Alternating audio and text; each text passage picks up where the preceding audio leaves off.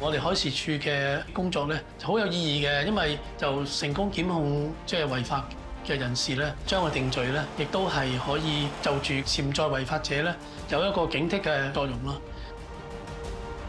咁可以維護呢個法制，令到呢個香港嘅海上交通秩序啦，同埋港口安全咧可以得以維護啦。咁而呢啲亦都係香港港口繼續發展繁榮同埋穩定好基本嘅要素嚟嘅。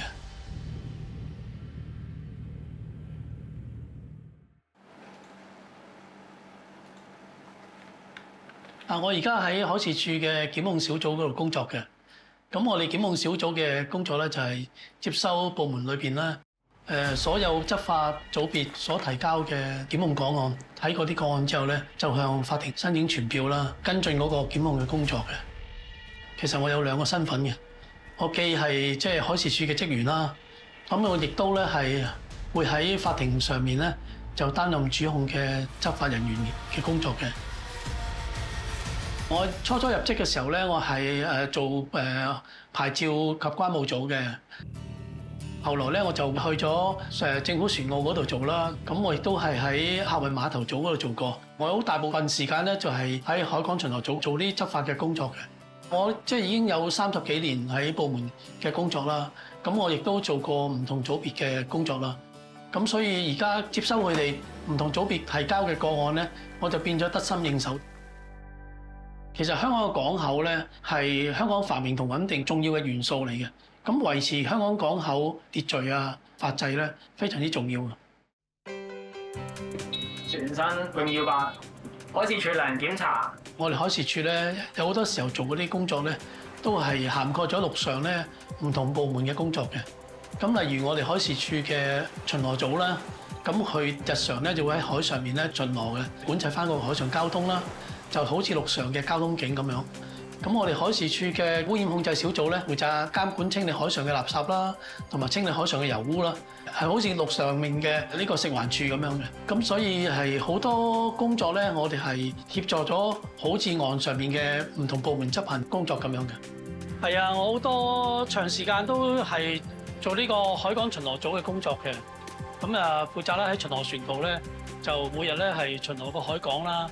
去保持海港嗰個交通秩序咧，通常咧我哋會查船啦。咁如果啲船隻嘅牌照過期啊，或者啲船嗰啲人嘅牌照唔合資格啦，或者係嗰個船嗰個牌照嘅條件係違反咗嘅話咧，我哋都會搜集證據之後就作出檢控咯。呢度係海事處訓練組嘅課室嚟嘅，係要嚟舉辦課程嘅，訓練啲新入職嘅同事。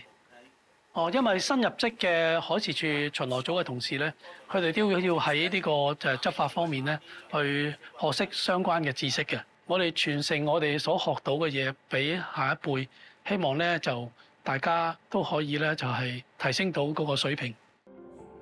阿施生咧，佢對於呢個部門嘅運作啊，同埋法例咧都有好深入嘅了解嘅。海港巡邏組同佢一齊做嘢嘅時候咧，我都留意到佢咧，佢工作咧表現出好熱誠啦，處事咧又好仔細啦。